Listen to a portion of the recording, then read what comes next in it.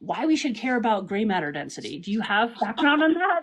So, why should we care about gray matter? Gray matter, I mean, it's in a lot of areas of our brain, but it's mainly around our cerebral cortex. So, if you're like looking at a brain, it's pretty much like the outer layer of the brain.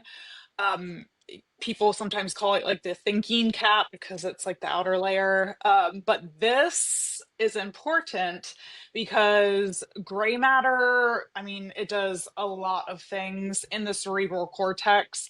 But basically, it's sensory perception, motor function, higher end thinking. So, like decision making, problem solving, it gives you attention and focus.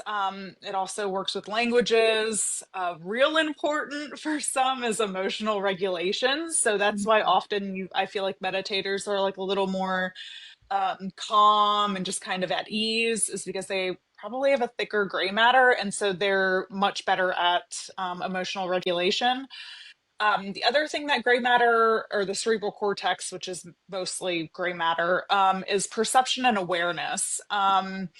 So, one of the biggest things, I guess, for both of us, I would say in our coaching industry, is one of the biggest things you have to learn to do is become self aware.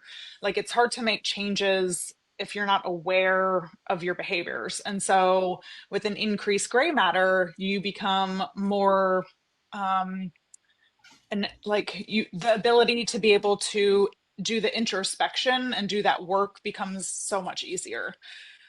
So I would say that is probably why it's really important to increase your gray matter. And it also, a decrease in gray matter is associated with Alzheimer's and dementia. And so if you can make it thick Mm, from the yeah. beginning, like when we're young. So start working on this when you're younger, so you'll have a thicker gray matter, and then hopefully you won't, fall victim to the degenerative diseases of Alzheimer's.